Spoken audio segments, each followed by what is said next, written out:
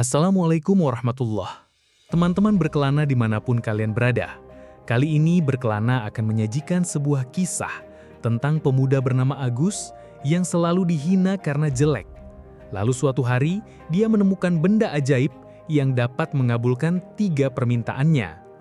Namun sebelum masuk ke cerita, jangan lupa untuk subscribe channel ini agar kalian tidak ketinggalan berbagai kisah seru dan menarik untuk ditonton. Jangan lupa absen di kolom komentar dari kota mana kalian menonton video ini. Tonton kisah ini sampai selesai karena kalian tidak akan menyangka 3 permintaan apa yang akan diungkapkan Agus. Langsung saja kita mulai, ini dia kisahnya. Namanya Agus, usianya 24 tahun. Sejak kecil, hidupnya tidak pernah benar-benar berjalan normal. Ia dibesarkan bukan di tengah kasih sayang, melainkan di tengah cemoohan. Wajahnya dianggap bermasalah oleh banyak orang. Bukan karena luka atau cacat, tapi karena bentuknya yang tidak sesuai standar tampan menurut dunia. Wajahnya kotak, dengan tulang rahang yang menonjol kaku. Matanya kecil dan selalu terlihat sayu, seolah-olah tak pernah cukup tidur. Hidungnya besar, tapi bukan mancung. Ia pesek dan melebar ke samping. Bibirnya tipis dan berwarna hitam keunguan, seakan bekas terlalu sering dipanaskan oleh ejekan. Dan dari seluruh tubuhnya, bagian yang paling tak bisa disembunyikan adalah ekspresi lelah yang selalu menggantung di wajahnya, karena terlalu sering dipaksa tersenyum walau terluka. Agus tidak pernah populer. Di masa sekolahnya, ia adalah pengisi bangku belakang yang namanya selalu ada di daftar hadir, tapi tak pernah diingat oleh siapapun. Ia menjadi bahan lejokan hampir di setiap kelas. Kadang karena namanya dianggap kampungan, tapi lebih sering karena wajahnya yang menyedihkan, begitu kata orang-orang. Beberapa menyebutnya Agus Gremlin, karena wajahnya dianggap mirip karakter film monster. Yang lain lebih kejam lagi, menempelkan julukan-julukan seperti Agus gagal cetak atau Gus error. Ia pernah melapor pada guru, tapi siapa yang mau membela murid yang tak dianggap? Ia pernah mencoba membalas, tapi malah dipukuli rame-rame. Ia pernah menangis diam-diam di kamar mandi sekolah. Pernah tidak mau berangkat selama seminggu, tapi tak ada yang berubah. Kini, bertahun-tahun setelah lulus, Agus menjalani hidup yang sangat sederhana. Ia bekerja sebagai kurir antar laundry di sebuah usaha rumahan di pinggiran kota. Setiap pagi, ia datang menjemput pakaian pelanggan dan mengantarkannya kembali dalam keadaan bersih dan harum. Ia bekerja dengan jujur dan sopan, namun tetap saja dunia tidak pernah melihatnya lebih dari tukang antar laundry jelek. Hari itu agak mendung. Agus baru saja menyelesaikan antaranya di sebuah komplek elit ketika notifikasi ponselnya berbunyi. Ia membuka layar HP yang pecah di ujung kanan atas dan membuka aplikasi Facebook yang jarang sekali ia akses. Ada satu undangan yang muncul di beranda. Reuni Akbar Angkatan 2018 SMA Negeri 6 Bunga Matahari. Minggu 7 Juli 2025. Lokasi Hotel Indah Jaya Ballroom.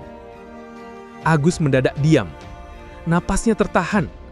Nama-nama yang ditandai di postingan itu membuat dadanya sesak. Novi, Randy, Indra, Cika, Fani. Semuanya nama-nama yang pernah tertawa paling keras saat ia dihina. Tangannya gemetar saat menggulir komentar. Beberapa komentar dari alumni lain membuat hatinya makin goyah.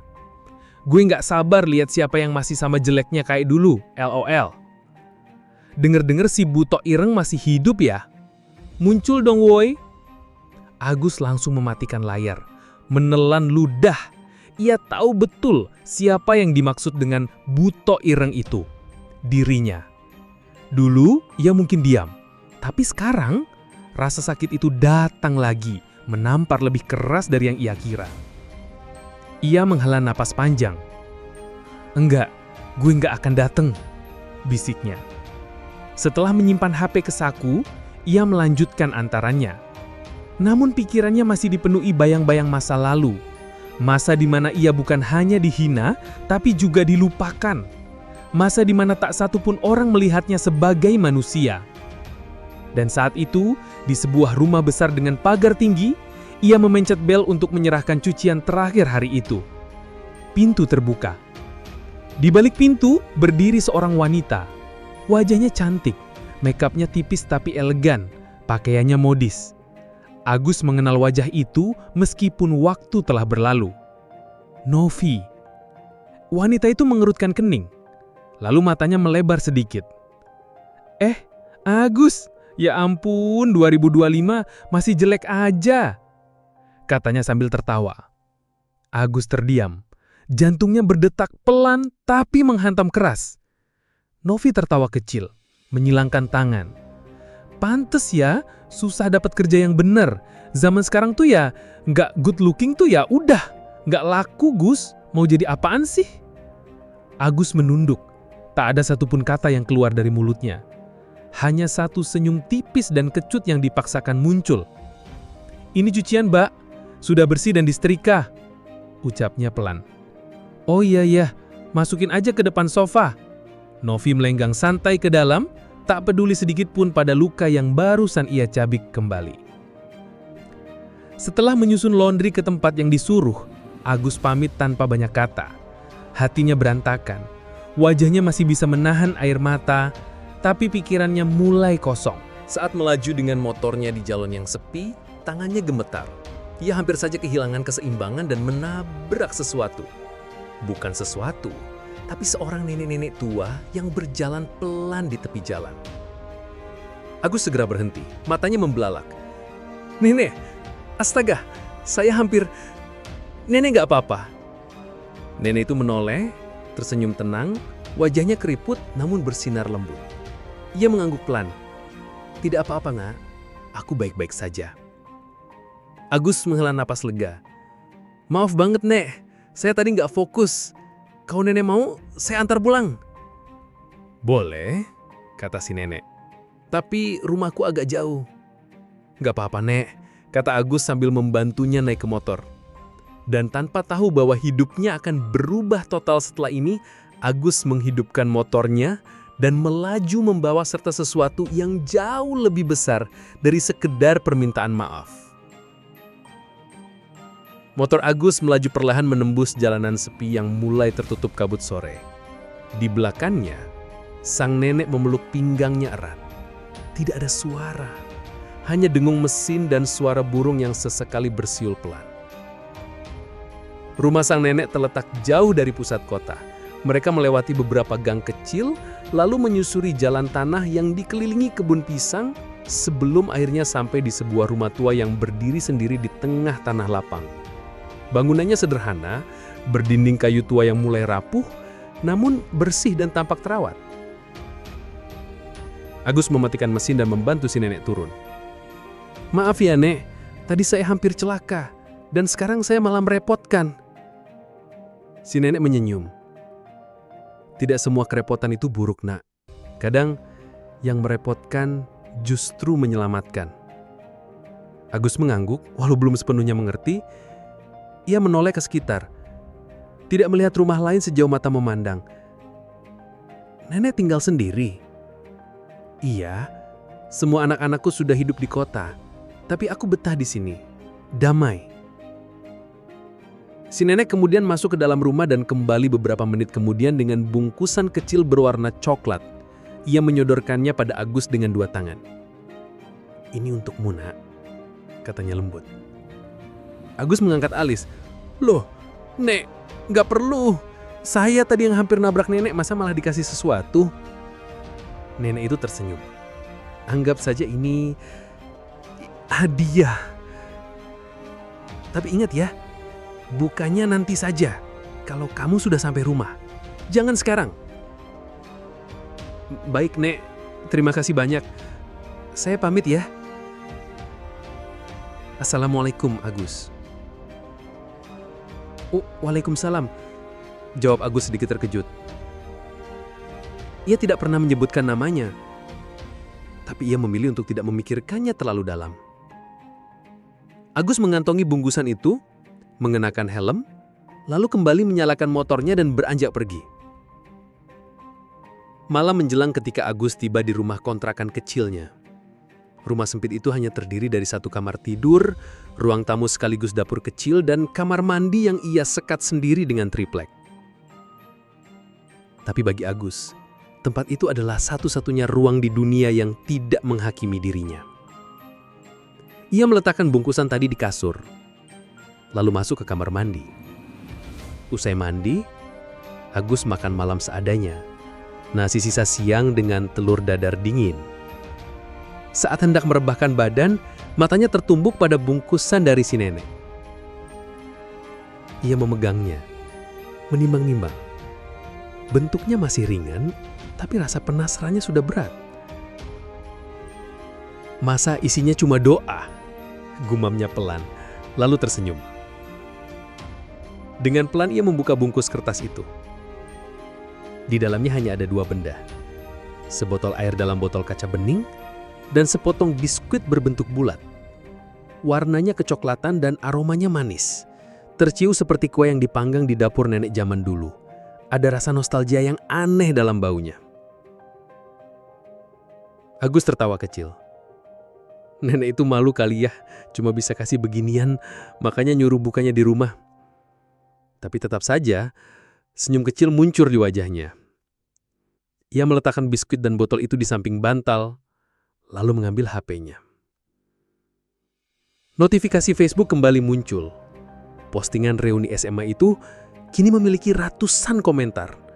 Foto-foto lawas teman-temannya berseliweran, dan di antaranya ada satu foto kelas waktu kelas 11 IPA 3. Di barisan belakang, pojok paling kiri, tampak sosok remaja dengan ekspresi kosong dan wajah muram. Agus. Ia menatap foto itu lama. Perasaan tak enak menyelimutinya. Ia merasa dunia belum berubah. Dunia masih menyukai yang tampan, memuja yang menarik, dan membuang mereka yang tidak sesuai selera. Lalu matanya melirik biskuit di samping bantal. "Makan ah," gumamnya sambil memungut biskuit itu dan menggigitnya perlahan. Rasanya manis, renyah di luar, lembut di dalam. Tapi tak lama setelah ia mengunyah, matanya terasa berat. Sangat berat. Kepalanya mengangguk-angguk tanpa ia sadari. Dalam hitungan detik, semuanya menjadi gelap. Agus tertidur. Namun, ia tidak sekedar tidur. Ia terjebak dalam mimpi yang terasa terlalu nyata. Mimpi di mana dunia berkabut dan hanya ada satu suara yang memanggil namanya. Agus. Agus menoleh. Di antara kabut putih itu muncul sosok nenek yang tadi ia tolong. Namun kini sang nenek mengenakan pakaian serba putih. Wajahnya bersinar lembut. Matanya memancarkan cahaya damai yang anehnya menenangkan. "Agus," katanya pelan, "biskuit yang kamu makan tadi bukan biskuit biasa. Itu adalah biskuit permohonan. Setiap potongnya bisa mengabulkan 3 permintaan, jika hatimu cukup tulus untuk menerimanya." Agus merasa seluruh tubuhnya bergetar. Ia menelan ludah dalam mimpi. 3 permintaan, bisiknya nyaris tak terdengar. Sang nenek mengangguk. "Apa 3 hal yang paling kamu inginkan dalam hidupmu, Agus?" Agus menunduk. Tapi dalam hatinya, ia tahu jawabannya. Pertama, ingin menjadi tampan. Kedua, ingin menjadi kaya raya. Ketiga, ingin menjadi cerdas dan pintar tak diremehkan lagi. Mimpi itu mulai memudar. Kabut menutup pandangan. Agus berusaha memanggil si nenek, tapi suaranya tenggelam. Sebelum semuanya hilang, terdengar suara sang nenek bergema. "Bangunlah esok hari dan lihat siapa dirimu sekarang." Agus terbangun dari tidurnya saat suara azan subuh berkumandang dari masjid kecil di dekat rumah kontrakannya. Ia membuka mata pelan, mengerjap beberapa kali, lalu bangkit dari kasur dengan perasaan entah kenapa ringan. Rasanya aneh. Biasanya tubuhnya selalu berat di pagi hari. Lelah, lesu, letih. Tapi pagi ini berbeda. Namun Agus tidak terlalu memikirkannya. Ia berdiri, mengambil handuk dan berjalan ke kamar mandi seperti biasa. Usai wudhu, ia mengenakan pakaian koko lamanya yang mulai pudar dan sarung garis-garis. Ia menyampirkan handuk di bahu, memakai sendal jepit, dan berjalan kaki ke masjid seperti rutinitasnya setiap subuh. Langkahnya ringan. Udara pagi terasa segar di kulit. Tapi ia masih belum menyadari apapun. Baginya, ini hanyalah pagi biasa. Sesampainya di masjid, Agus duduk di saf kedua, tak jauh dari barisan para bapak-bapak. Sholat dimulai. Suasana hening dan damai. Dan setelah sholat selesai, seperti biasa, beberapa jemaah saling menyapa sebelum pulang. Salah satu bapak paruh baya yang duduk di sebelah Agus menepuk bahunya pelan. "Mas Agus ya?" tanya bapak itu sambil tersenyum ramah. Agus mengangguk sopan. "Iya, Pak. Maaf, saya belum sempat kenalan." Bapak itu tertawa kecil. "Mas Agus ini Masya Allah ya. Soleh, rajin jamaah, dan apa ya, makin ganteng aja." Agus langsung membeku. "Ganteng?" gumamnya pelan, nyaris tak terdengar. Bapak itu mengangguk. "Iya dong, muka Mas Agus tuh kayak artis-artis sekarang. Sehat terus ya Mas." Agus hanya bisa tersenyum kaku. Ia menunduk, mengucap terima kasih seadanya, lalu segera pamit pulang. Langkahnya terburu-buru, napasnya tidak beraturan. Di dalam dadanya, ada perasaan aneh yang menggeliat, seolah ucapan barusan membangunkan sesuatu yang ia abaikan. Begitu sampai di rumah, ia melepaskan sarung dan kokonya, lalu menuju ruang tamu. Dan di sanalah ia melihatnya, cermin kecil yang tergantung di dinding. Agus menatap ke arah bayangannya, dan ia tertegun. Selama beberapa detik, ia tidak percaya dengan apa yang ia lihat. Wajah di cermin itu bukan wajahnya yang biasa. Itu wajah pria muda yang tampan, bersih, simetris, dengan sorot mata teduh dan senyum yang mempesona. Kulitnya cerah, rambutnya rapi, rahangnya tegas. Semua bentuk wajah yang dulu membuatnya diejek, kini berubah jadi proporsi sempurna. Agus terjatuh duduk.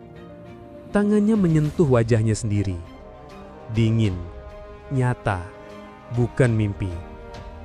"Gue berubah?" bisiknya. Ia berlari ke kamarnya, membuka lemari. Kini tak hanya wajah, semua isi lemarinya pun berubah. Setelan jas gantung rapi, sepatu kulit mengkilap, parfum berjajar di rak, jam tangan mewah dalam kotak kaca. Dan di bagian paling bawah lemari, tumpukan uang tunai berjajar seperti rak buku. Uang ratusan ribu dalam jumlah yang terlalu banyak untuk dihitung. Agus menoleh ke arah meja, mengambil dompetnya dengan tangan bergetar. Ia membuka lembaran identitas. Di KTP-nya, terpampang foto pria tampan yang baru saja ia lihat di cermin. Dia sudah bukan Agus yang dulu. Ia bergegas membuka galeri foto di HP. Semua foto lama, foto saat SMA, foto keluarga, bahkan foto kenangan sekolah, semua menampilkan wajah Agus yang sekarang. Bukan hanya wajahnya yang berubah, tapi masa lalunya ikut dipalsukan. Dan dalam diam, ia mulai menyadari satu hal. Dunia nggak cuma ngelihat gue beda. Dunia percaya gue memang selalu kayak gini. Hening menyelimuti ruangan kecil itu. Agus duduk di ranjang, memandang keluar jendela. Di antara embun dan sinar matahari pagi, ia tahu satu hal yang pasti. Kalau semua orang sekarang percaya gue sempurna, Sekarang giliran gue nunjukin siapa diri gue sebenarnya. Notifikasi Facebook muncul di ponsel. Reuni SMA. Hari ini, jam 10 pagi. Lokasi, Hotel Indah Jaya Ballroom. Agus menatap layar lama. Dulu ia ingin menghindari reuni. Sekarang, dia siap datang. Jam di dashboard mobil menunjukkan pukul 9.43. Agus duduk tenang di dalam mobil hitam elegan yang parkir di pelataran Hotel Indah Jaya Ballroom. Dari balik kaca depan, ia bisa melihat balon, spanduk, dan alunan musik yang menyambut tamu reuni SMA Negeri 6 Angkatan 2018. Ia menarik nafas dalam-dalam. Wajahnya tampak tenang, tapi di dalam dadanya bergemuruh. Tangannya menggenggam undangan cetak berwarna emas. Seolah itu adalah tiket masuk menuju masa lalu yang akan ia tuntaskan hari ini. Agus turun dari mobil, mengenakan jas biru gelap yang pas di tubuh, kemeja putih berkilau, dan jam tangan mahal di pergelangan kirinya. Setiap langkahnya penuh percaya diri. Setiap detik yang berlalu, membawanya makin dekat pada wajah-wajah yang dulu pernah membentuk luka di hatinya. Di dalam ballroom, ratusan alumni sudah hadir. Mereka tertawa, saling selfie, mengenang masa lalu dengan gaya yang lebih dewasa dan penampilan yang lebih matang. Tapi satu hal tak berubah. Hierarki sosial itu masih terasa. Yang dulu populer tetap jadi pusat perhatian, yang dulu pendiam tetap menyendiri di sudut ruangan. Dan di tengah keramaian itu, saat Agus melangkah masuk, ruangan mendadak hening. Semua mata tertuju padanya. Pria tampan, berkarisma, dengan aura sukses yang tak bisa disembunyikan. Tidak ada yang mengenalnya. Tidak ada yang menyadari. Pria itu adalah Agus yang dulu mereka hina. Lalu terdengar suara seseorang di dekat panggung. Itu siapa ya? Tamunya artis. Gumam salah satu alumni. Di antara kerumunan, Novi yang sedang tertawa dengan beberapa teman langsung melirik ke arah Agus. Matanya membelalak. "Oh my God, itu?" gumamnya, lalu cepat-cepat menghampiri Agus dengan senyum manis dan suara manja. "Hai, maaf aku Novi. Kita satu angkatan kan? Kita kenal nggak ya?" Agus menatapnya. Novi yang sekarang centil dan genit benar-benar bertolak belakang dengan Novi yang dulu sadis dan kejam. Novi mendekat, menyentuh lengan Agus. "Aku tuh ngerasa kita pernah satu kelas deh. Jangan-jangan kamu cowok yang aku taksir pas SMA dulu ya?" Agus hanya senyum simpul. "Mungkin aja." Novi tertawa kecil. "Asli kamu ganteng banget sekarang. Kerjanya apa sih? Bisnis ya? Atau selebgram?" Belum sempat Agus menjawab, datanglah Randy. Pria berbadan besar dengan gaya bicara meledak-ledak yang dulu adalah biangnya pembulian. Kini, Randy menghampiri mereka sambil menunjuk Agus. Lo bukan cowok itu ya? Yang dulu cakep banget juga. Gue ingat banget lo tuh di sekolah udah ganteng. Bikin iri semua cowok," katanya sambil tertawa. Agus menatap tajam. Dalam pikirannya, kata-kata itu seperti racun. Berusaha terdengar akrab, tapi penuh manipulasi. Ia menyadari satu hal, memori Randy pun berubah. Kini, Randy percaya bahwa dirinya dulu suka membuli Agus karena iri, bukan karena jelek. Dan tepat saat itu, dari arah pintu masuk, seorang perempuan melangkah masuk dengan ragu. Langkahnya pelan, wajahnya ditundukkan. Ia mengenakan dress polos yang sederhana, rambutnya dikunci rendah. Namanya Sinta. Dulu ia satu kelas dengan Agus. Sama seperti Agus, Sinta adalah korban ejekan karena wajahnya dianggap jelek. Wajah lonjong, pipi tembam, kulit sawo matang, dan hidung besar yang selalu menjadi bahan olok-olok. Julukan paling kejam untuknya adalah Sinta Babi. Begitu Sinta masuk, suasana yang tadi fokus ke Agus mendadak berubah. Tawa dan bisik-bisik terdengar. Wajah-wajah alumni mulai memperlihatkan ekspresi jijik dan mengejek. Dan yang paling vokal adalah Novi dan Randy. "Buset, dia datang juga. Dan kayak gitu dikira bakalan glow up," ujar Novi sambil tertawa keras. "Lah, masih pakai tampang lama ya?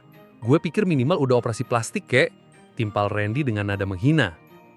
Tawa meledak di beberapa sudut ruangan. Sinta berdiri mematung, matanya berkaca-kaca, wajahnya mulai merah. Dan saat itu juga, Agus melangkah maju. Ia berjalan cepat, berdiri di hadapan Sinta dan membentengi tubuhnya dari tatapan semua orang. Cahaya panggung memantul dari jas Agus. Ia mengangkat mikrofon. "Cukup." Ruangan langsung hening. "Cukup! Saya bilang cukup!" Semua mata tertuju padanya. "Dulu gue dibully kayak binatang karena wajah gue. Lo semua ketawa, lo semua tepuk tangan. Tapi hari ini, lo ulangin siklus yang sama ke orang yang gak salah apa-apa." Ia menatap langsung ke arah Novi dan Randy. "Novi, Randy, kalian gak berubah. Dulu kalian menghina gue karena gue jelek. Sekarang kalian hina dia karena gak cocok standar lo." Ia membuka tutup jerigen sirup merah yang ada di dekat meja dessert, lalu mengguyurkan isinya ke kepala Novi dan Randy. Suara tumpahan sirup memecah keheningan. Semua orang terkesiap. Novi menjerit, Randy terkejut dan marah. Tapi Agus belum selesai. Ia mengambil sendok besar dari coklat fountain lalu menyiramkan coklat cair ke pajukan mereka. "Lo semua yang diam, ketawa, dan nikmatin momen orang dihina, kalian juga nggak lebih baik." Agus berdiri di atas panggung. Suaranya naik. Matanya menyapu seluruh ruangan. "Gue nggak butuh pengakuan dari orang yang nggak punya hati nurani. Gue cuma pengen ngingetin kalian, jangan pernah nilai orang dari versi. Karena hati lo jauh lebih buruk daripada muka siapapun yang lo hina." Semua alumni terdiam. Beberapa mulai melihat ke arah Novi dan Randy dengan jijik. Satu persatu orang mulai berbisik, "Jahat banget mereka. Pantesan dulu banyak yang trauma sekolah. Mereka keterlaluan sih." Dan yang tadinya bersorak mentertawakan Sinta, kini berbalik membuli Novi dan Randy. Sebagian memvideo kejadian itu. Sebagian mulai menjauh dari keduanya. Novi menangis. Randy marah-marah tak jelas. Namun di tengah kekacauan itu, Agus menoleh ke Sinta yang masih berdiri terisak. Ia menatapnya dalam-dalam. "Lo nggak salah, Sinta. Lo cuma ada di tempat yang salah. Dikelilingi orang yang nggak ngerti arti nilai seorang manusia." Sinta terdiam. Matanya menatap Agus dan untuk pertama kalinya, seseorang berdiri membelanya. Agus turun dari panggung, mengambil nafas panjang. Ia tahu, momen itu akan viral, akan dibicarakan. Tapi ia tak peduli. Ia sudah menyelesaikan satu bab penting dalam hidupnya. Dan sekarang, saatnya membuka bab baru. Reuni itu bubar dengan cepat. Video saat Agus mengguyur kepala Novi dan Randy dengan sirup, serta menyiram coklat ke pakaian mereka menyebar di grup alumni dan media sosial. Potongan video itu viral di TikTok. Salah satu unggahan dengan suara latar heroik menuliskan caption, "Puas banget lihat pembuli diguyur sama superhero angkatan." Komentar-komentar pun membanjiri video tersebut. Akhirnya ada yang berani berdiri untuk yang dibully. "Salut banget bro, angkatan ini punya pahlawan. Gue harap semua pembuli kena karmanya kayak gini." Namun di balik semua sorakan itu, Agus memilih menjauh. Sore itu di taman belakang hotel, Agus duduk berdua dengan Sinta. Angin berhembus pelan, membawa aroma rumput basah dan udara senja. Sinta menunduk, menggenggam tangannya sendiri, berusaha menahan sisa-sisa air mata. Ia mengangkat wajahnya, menatap Agus dengan ekspresi penuh luka dan ketidakpercayaan. "Orang good looking kayak lo, mana ngerti perasaan orang jelek kayak gue, Gus?" Agus menatapnya serius. Ia menghela napas, lalu menoleh ke arah langit senja yang merauna jingga. "Enggak, Sin. Gue bukan orang ganteng. Gue sebenarnya punya masa lalu yang sama kayak lo. Jadi, gue sangat ngerti rasanya." Sinta menatapnya dengan bingung. Tapi Agus tidak menambahkan penjelasan. Ia tahu, tidak semua luka perlu diumbar. Cukup disampaikan dengan empati. Malamnya, Agus pulang ke rumah kontrakan kecilnya. Ia duduk di ujung ranjang, matanya menatap lurus ke arah lemari besar yang kini penuh dengan tumpukan uang tunai. Uang yang secara ajaib muncul bersama perubahan wajah dan status sosialnya. Agus membuka lemari itu. Menatap tumpukan uang itu lama, sangat lama. Semua ini cuma bisa bikin gue dihormati di negeri yang terlalu menilai dari tampang. Ia menutup lemari itu pelan. Gue muak sama sistem kerja yang lebih mementingkan tampilan daripada kemampuan. Muak sama tempat yang ngasih luka, lalu pura-pura nggak pernah melakukannya. Agus duduk termenung. Lalu tiba-tiba, ia teringat dengan permintaan ketiganya saat makan biskuit menjadi pintar dan cerdas. Seberapa jauh sih kecerdasan yang gue punya sekarang? Ia menyalakan laptop, membuka halaman artikel dalam bahasa Jepang. Matanya menelusuri huruf-huruf kanji dan hiragana yang dulu hanya terlihat seperti goresan acak. Namun kini, ia bisa membacanya dengan lancar. Tak puas sampai di situ, Agus membuka film Jepang tanpa subtitle, dan kemudian film Hollywood. Tanpa teks, tanpa bantuan. Ia mengerti semuanya. Seolah otaknya diisi kemampuan native speaker. Semua kalimat, idiom, slang, dan konteks terasa alami di kepala. Ia terdiam, kagum. Tangannya gemetar pelan. Lalu ia bangkit. Beberapa hari kemudian Agus mengikuti ujian JLPTN1 dan TOEFL IBT tingkat advance. Ia lulus dengan skor nyaris sempurna.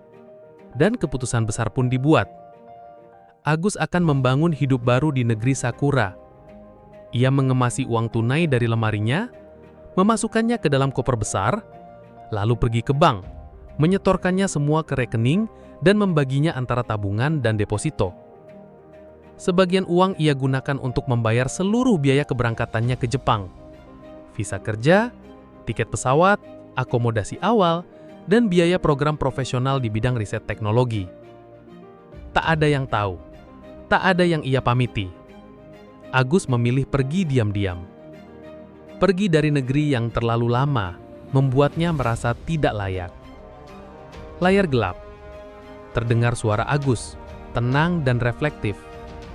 Dulu gue pernah dibungkam karena wajah, tapi sekarang gue memilih bersuara dengan cara gue sendiri.